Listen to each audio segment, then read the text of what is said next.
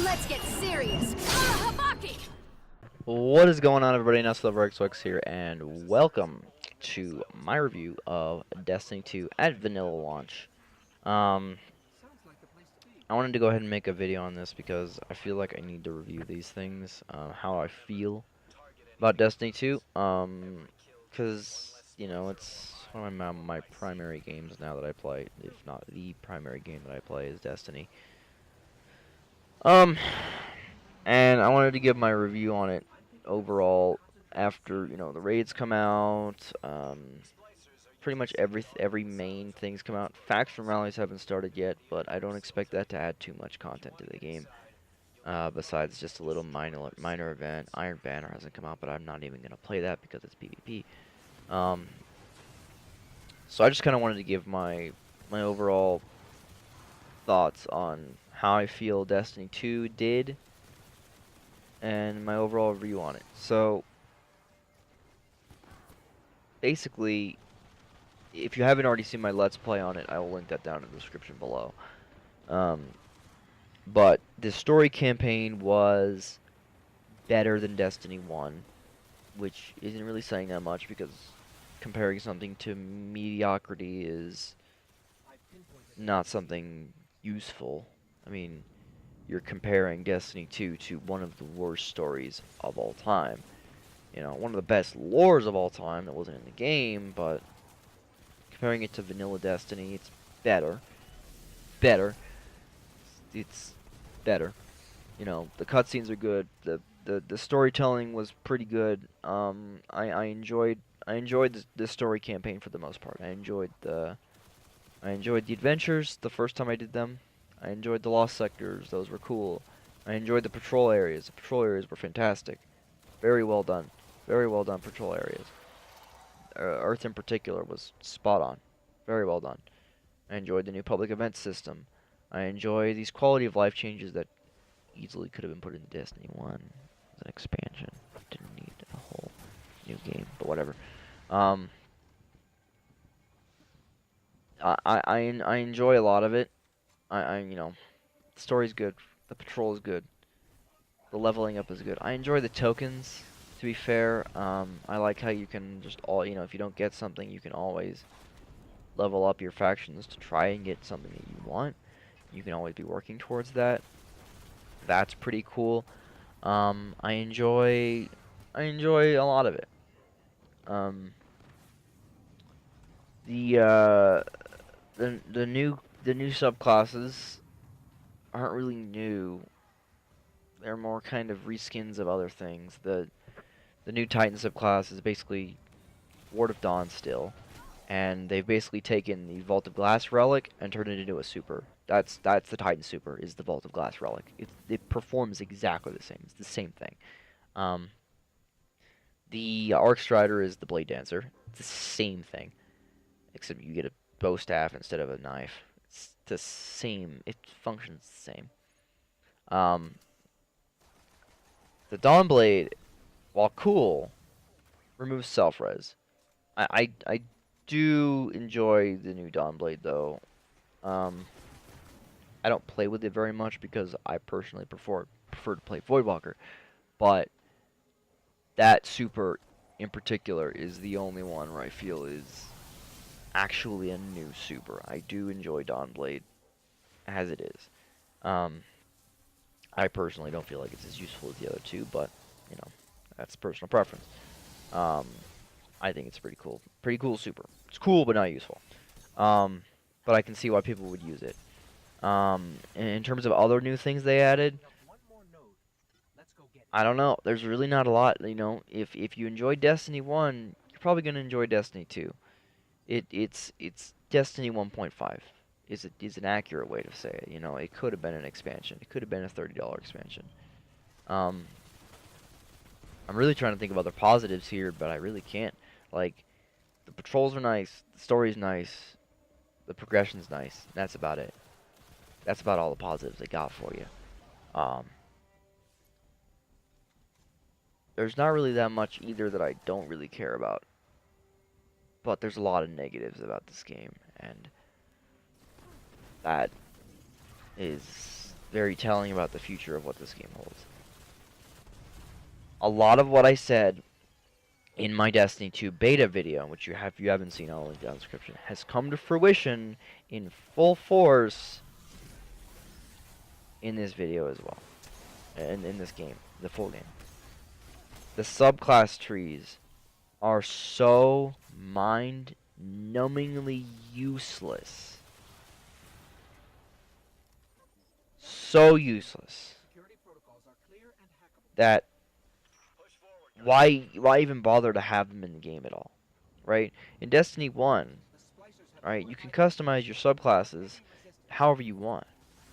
You can customize your build. You can customize how things function. You can customize what grenade you have. You can customize, you know, different aspects of your kit. You can customize whether you have shade step or not. You can customize so many different things with your kit. Now you get block A and you get block B because Bungie thinks you're too stupid to pick an optimal build. Bungie thinks you're too stupid to pick an optimal build. That's what it is. They want to streamline the experience for people who are too stupid to pick an optimal build. Either too stupid or too lazy, or both. Or both. And they've completely ruined subclass customization because of it. There's no subclass customization whatsoever. I haven't touched my subclass customization since I got it. Since I upgraded it fully and picked a tree, I haven't touched it. And I never will because there's no point to. Because you pick whatever two of the optimal trees you want and you never change it. You never touch it because there's no point to use the other one. Ever. Because it doesn't matter which one you pick because you can't pick specific perks. And that is criminal. That is criminal. And it's one of the worst things that Bungie's ever done to Destiny. Another thing I said in my beta video is that your character doesn't talk in cutscenes. And guess what? Your character doesn't say a word the entire game. Start to finish, doesn't say a word. I mean, she screams when she gets shot. She screams when she dies. She clearly has some voice work put into her to actually, you know, in combat. But in cutscenes, not a peep. Not a peep. In the story, you are an observer. You are an observer of the story. You are not an actual participant in the story. If you haven't already played the story or seen my Let's Play, I'll basically break it down into how the story works. City gets taken, right? You lose your light, which is fine. You go to the tower, you go to the farm. You get your light back immediately, because of course you do. You know, there's no fighting as a human for a while. You get your light back immediately. And then you gotta go find the Vanguard for some reason, because the Vanguard are so important. You gotta go find the Vanguard, and then once you find the Vanguard, you retake the city, and the Traveler wakes up. And then there's a cliffhanger ending that no doubt sets up DLC. That's the story. And your character doesn't say a word the entire time. Your character is an observer the entire time. I said it before and I'll say it again. Your character has to either have a voice or Nolan Bot has to shut the fuck up. Because right now, what's happening is Nolan Bot talks for you. Nolan Bot is your voice. Because there's two lines of thought, right? You have a silent protagonist. Ergo, Saints Row 1.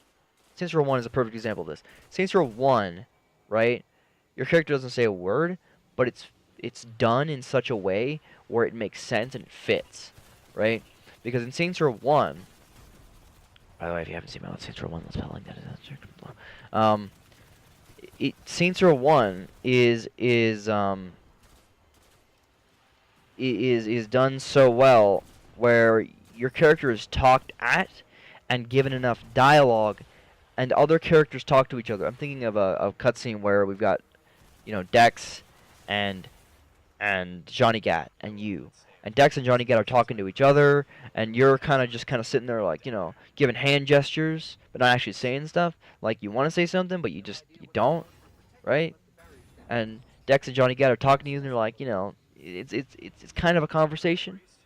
It's done well. It's done properly. It's done correctly. The way that they've done it in Saints Row 1 is correct. If you're going to do a silent protagonist, you have to have your protagonist be silent completely. Shut the fuck up, right? Or you have a fully voiced protagonist, where your character talks in cutscenes, and your character has a voice, and your character speaks. Ergo, Destiny 1 Vanilla did it very well. I feel like the cutscenes, when they did exist, were done fairly well. If they had more context to actually make sense, they would have been better. The I don't have time to explain why I don't have time to explain thing, is a thing. It would have made more sense if there was more context, but to be fair. When your character did talk, it was touching. It was nice. Your character had personality. Your character had a reason to exist.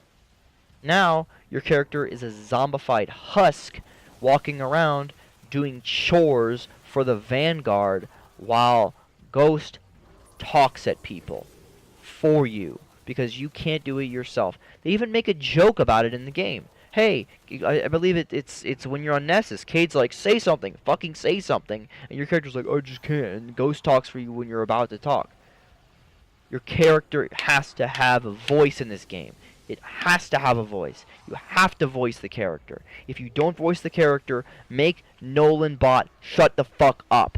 Nolan Bot cannot talk for you. Nolan Bot is your voice. Nolan Bot talks for you.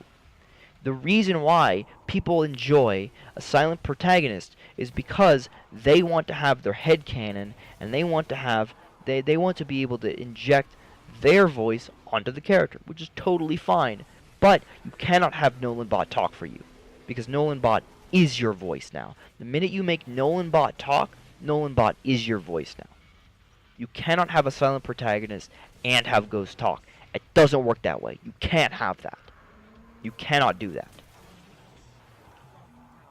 That is one of the biggest points of contention with this game for me. You cannot have a silent protagonist and have Nolan Bot talk at the same time.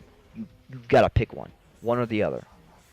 Hell, you could even go with a Fallout 4 style or Mass Effect style, or if you want to have a voice but you want to have people keep their headcanon, then do a Mass Effect style thing where you get a little wheel and you get to pick what your character says and your character acts it out. Actually have a dialogue system. Actually have a system in place where you can do dialogue. Actually have a system in cutscenes where you can do dialogue, where you can actually talk and speak and have a purpose. Give your character a reason to exist. Because right now your character doesn't exist in the world. Your character is a passive observer of what the Vanguard do. That's what your character is, a passive observer of the Vanguard's actions. You are not the actual instigator of actions because you don't actually do anything. You just do what other people tell you to do. Can you rebel against the light and go with the darkness? Can you go with Tolan the Shattered? Can you go with Osiris? No, no, no, no. You do what you're told. You do as you're told. You accept the fact that the light is okay. You accept the fact that the traveler is okay. You just do what you're told, like a good little bitch. And I hate that. I hate every second of that.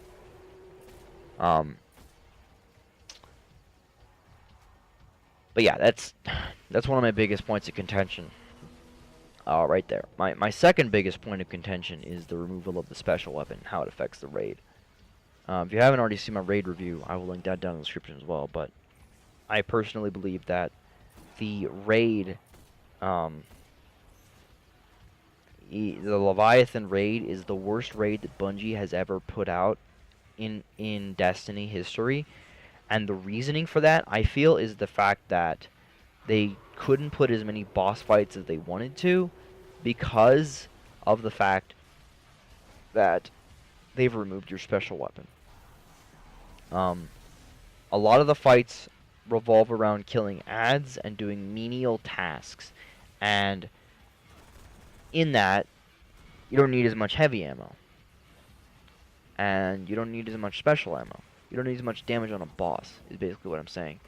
The it's actually fairly clever for the system they've crafted, but if they didn't craft the system in the first place to cater to the PvP people, we wouldn't have this problem in PvE.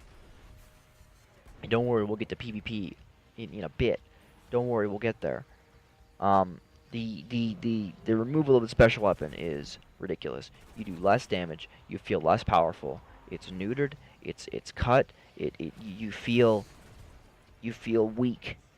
I feel weak a lot of the time because I'm like, okay, I see this major off in the distance and I've got 2 hand cannons, right? So I walk up to him, bang, bang, bang, bang, bang, bang, bang. All my primary hand cannons out. Let me switch to my secondary hand cannon. Bang, bang, bang, bang, bang, bang, bang, bang. Oh, look, the Minotaur's shields just went down. It's like, holy fuck. I'm not doing enough damage. It's frustrating how little damage you do in this game. It really is frustrating how little damage you do in this game because you don't have 3 powerful weapons that feel distinct and different from each other. In Destiny 1, the special weapon slot fit because those weapons were not equivalent to rocket launchers. Shotguns, sniper rifles, and fusion rifles can never, ever, ever be comparable to rocket launchers, machine guns, grenade launchers. Oh, and they've removed machine guns, by the way. They're not even in Destiny 2 at all. They're not even in the game. Rocket launchers, grenade launchers, and swords. They will never, ever be comparable in damage. Ever. To be fair, they've been upped a little bit. But again, snipers, fusions, and shotguns will never be comparable in damage. Ever. You will never be able to have as much damage as you can. Save some exceptions, like Merciless. Merciless is an exception. Because of its exotic perk, it is able to put out a fucking shit ton of damage. But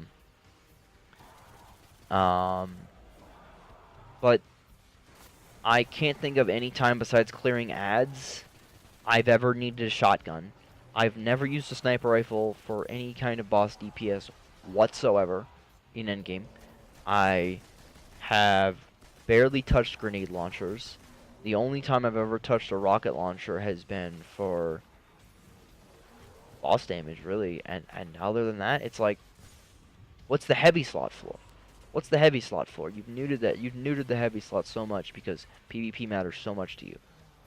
So the weapon system is fucked.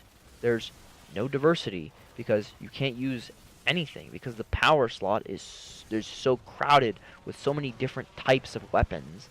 There's what, 4 weapons? There's like 4 weapon classes, 4 or 5. Hand cannons, scout rifles, pulse rifles, SMGs, and auto rifles. There's 5 weapons, 5 weapon types that you can put in 2 different slots. 5 that fit in both slots.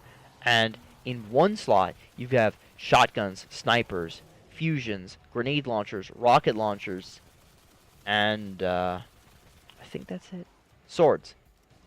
So there's more weapons in the power slot for less slots for one slot than there are the 5 weapons in the 2 slots. Please explain this to me. It doesn't make any sense. I honestly believe the removal of the special weapon is one of the worst things that's ever happened. And the reason why it's new to the raid is the fact that most of the fights have nothing to do with actual boss killing because you don't have as much DPS to kill bosses, right? There's not as much DPS being put out to kill bosses, so you have to kill weaker bosses. Callus is probably the weakest boss they've ever created. You can one phase him with Cold Heart, or you just have a bunch of ad killing fights, which is what the raid is. The raid suffers from the fact that you have no special weapon. It's one of the worst decisions that they've ever made. It's so ridiculous, and I hate it with every fiber of my being. Other than that, with the PvE, Tess exists. Is she pay to win? No.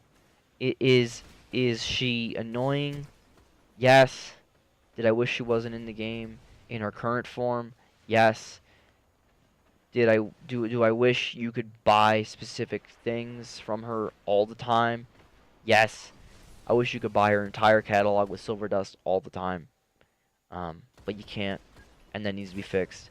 But as it is right now, Tess exists, and she sucks. You know, there's not really that much to say about it. Is she pay to win? No. Does she suck? Yes. Um, but moving into that is quite possibly the most egregious shit ever, and it's the shader system. The new shader system is fucking abysmal. The new shader system basically has made me quit the game entirely. I've just about quit the game entirely because of the new shader system. If you remember from Destiny 1, you could put shaders. Shaders were just things that you could put on your gear whenever you want. You could put shader on your gear. You could take shader off your gear. You could put shader on your gear. You could take shader off. You could put it on. You could take it off. You know, you could switch shaders if you wanted to. You could run, you know, this shader if it matched with this, you know, your mood of the day. You change your shader. You change your shader. I change my shaders like 3 or 4 times a day, right? I change my shader all the damn time. And now, shaders are one-time consumables. Why, may I ask? Are shaders one-time consumables? Now, don't get me wrong, it's cool that you can put shaders on everything. You can put shaders on individual pieces of gear, which is nice. You can put shaders on guns, on ships, on sparrows, on everything, which is cool, and it's fantastic. But shaders are consumables now. So, when your shader that you want, and again, this is probably just an issue for me, personally, but my shader that I want to put on fucking everything that I have is the pink shader, Dawn and Dusk, which is sold by, guess fucking who, Eververse. And Eververse only sells that shader every once in a while. So, you have to get lucky with Bright Engrams, which you buy with real money. Because they need to push their microtransactions by giving you a reason to buy them, because if you only got the shader once, you wouldn't have any more reason to buy Bright Engrams anymore. That's why they've done it. They haven't done it because Luke Smith came out and he said, we want you to be able to say, we want you to go back to this planet to do this raid and do this thing for this shader, and we want shaders to be an end game goal. What you've done, instead of actually making me want to go back to play the game for shaders, because I can't get my shader from playing the game, I can only get my shader from Bright Engrams, which you have to buy, or you can grind for hours to get one, and then not get the thing you want because that shader never drops. Instead of actually playing the game more, you've actually made me want to play the game less, because I don't use shaders on anything because I can't, because I'm terrified of using shaders on anything. So my Guardian ends up looking like shit. I end up not feeling connected to my character. I end up not giving a shit, and I end up just quitting the game because I just don't care. Like, the whole point of Destiny for me is community, which is, you know, I can get without playing the game. I can go watch Twitch streamers that I love and know. I can go watch Twitch streamers or YouTubers play the game. And the other reason I play Destiny is to look cool, to look cute, to have my Guardian look cute and be pretty, and I can't do that. I can't do that in this game. And if I can't have my Guardian look nice, what's the point of playing the game? Like, the whole point of Destiny is to get gear and look nice. That's the whole point of Destiny. And that's fun. The pursuit of gear and looking nice. And I can't look nice, you know? It's frustrating. So yeah, I severely hope Bungie takes a look at their shader system and thinks very, very, very hard about what they're going to do about that, because that needs to be fixed, or I'm not playing anymore at all. There's no reason for me to continue to play if your shader system is fucked. With that out of the way, I think that's pretty much about it on PvE side. You know, once you get the new tower, the vendors are nice, everything's nice, I guess, you know. It's a new tower. You know, it's fine. Let's talk about... actually, one thing I do want to talk about before we talk about PvP is... the lack of difficulty settings. Why can't I replay the story missions from the map? That's just absent. Don't know why. It's just gone. Why can't I replay any of the strikes I want individually from the map? Why do I have to go to the playlist to play the strikes, huh? Why do I gotta do that? What's that all about?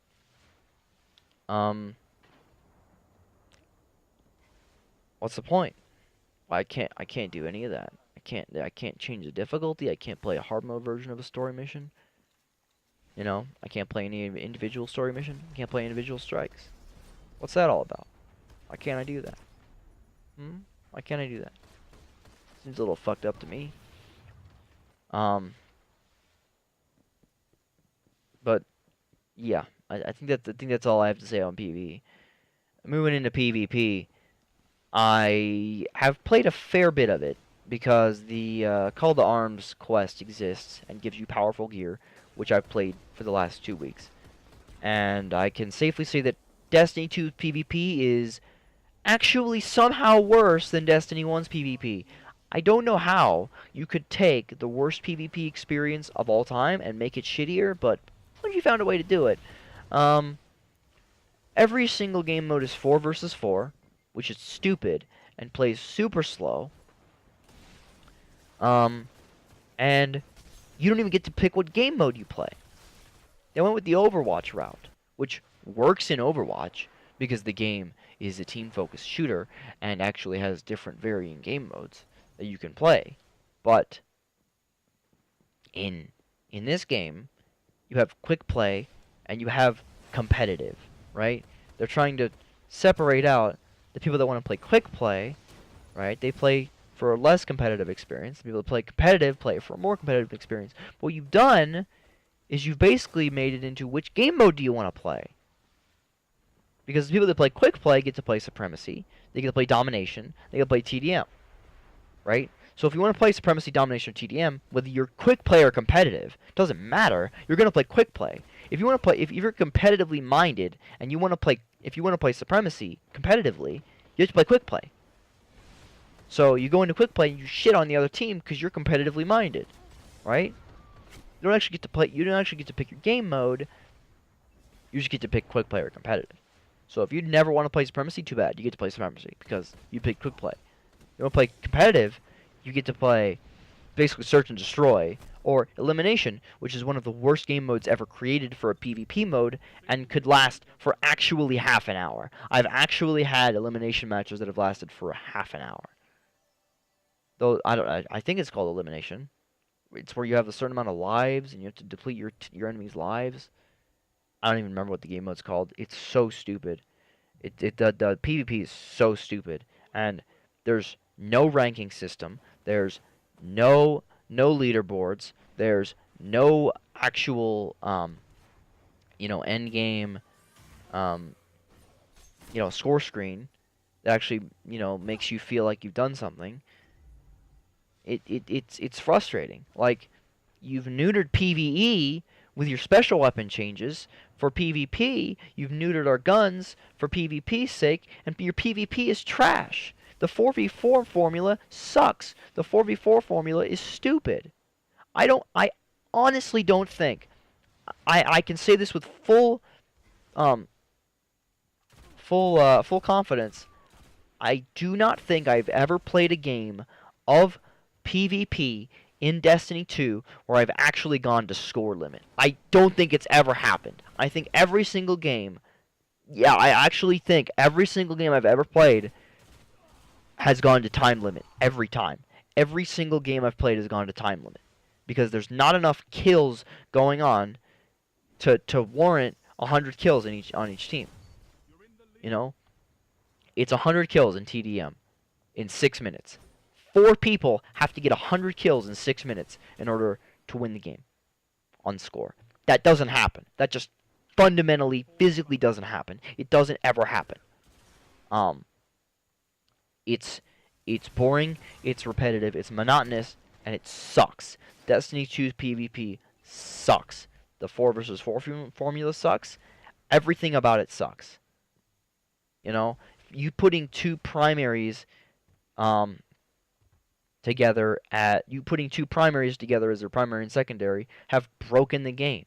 Actually, now that I think about it, there are six weapons because sidearms exist. Forgot about sidearms. Sorry. I only just remember that now. But you basically created a meta that you now can't get out of, right? The meta right now at launch is Mida multi-tool and what's the auto rifle called? It starts with a U. It's an Amalon auto rifle. It starts with a U. I can't remember what it's called though.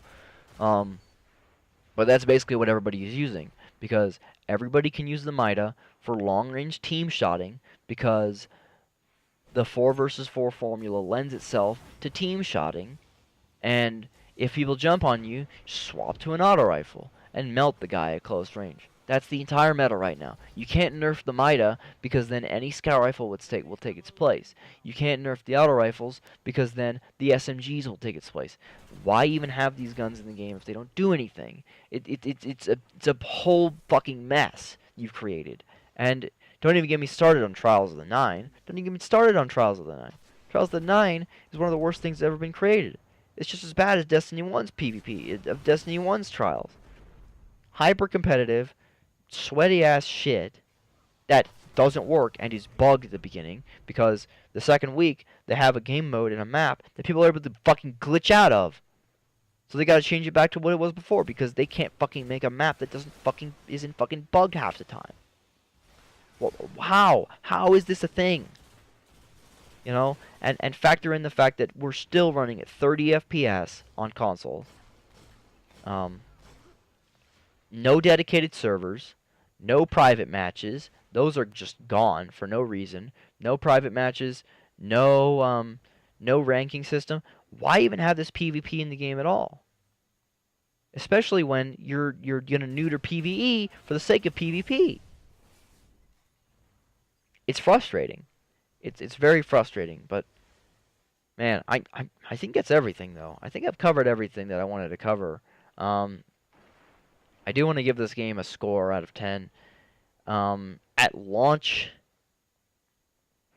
honestly, if I were to give this game a score, it would be a 4 out of 10. It is Destiny 1.5. It's a 4 out of 10. Maybe a 5 out of 10. It's several steps backwards and one step forward. It's comparing it to vanilla Destiny is not. It does it an injustice. You have to compare it to Rise of Iron Destiny. You have to compare it to the final product of what Destiny became. Now, I'm sure Destiny 2 will continue to improve over time with expansions and updates and things. And I hope they get it right. And I will continue to praise the game if it gets it right. But right now, as it is, I'm going with a 4 out of 10. It's a below average game. It's worth your money, I guess, if you're really into Destiny. If you're not really into Destiny, I'd hold off. I'd wait till the price drops, which it probably won't because it's an Activision game. But I'd wait till the next expansion comes out. I'd wait till some of these things get fixed. I'd wait, honestly. Save your money. Buy Call of Duty World War II. Buy Star Wars Battlefront 2. Star Wars Battlefront 2 looks way better than this, honestly. I'd wait. I'd wait because as it stands right now on September 25th, 2017, I am at the point now where I will play the hard mode raid when it comes out, and after that, I'm done until December. I'm not playing the game until December. There's nothing left for me to do. I've reached max light. I can't shade my character the way I want her to.